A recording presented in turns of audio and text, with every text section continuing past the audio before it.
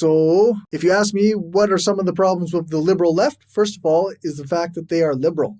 Yes, right. So they have a limit. They have a limitation of vision, and they are very committed to. They're very committed to sort of. And maybe this is my own vulgar Marxism showing, but like basically, like yes, it's important to take on patriarchy. Yes, it's important to take on white supremacy. But what are all of those symptoms of?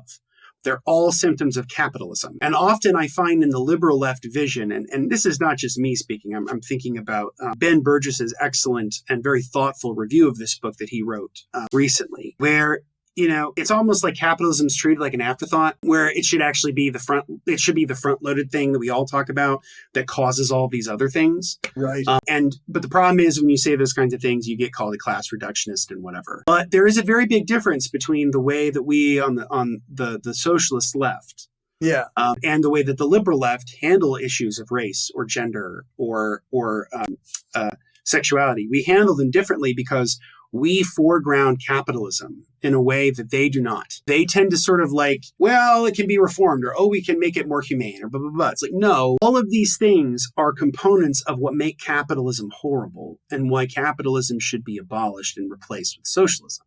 Like that's like the goal is creating a sense of solidarity with other people. Right. And this is the problem with the political movement known as left populism, which is, which was articulated by scholars like Chantal Mouffe and Ernesto Laclau, right?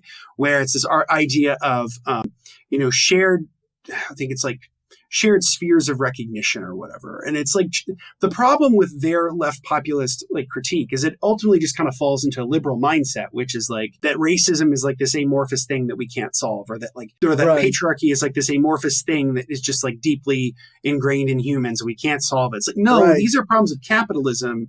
And if you solve a lot of the problems of capitalism, you can actually start tackling a lot of these other issues too.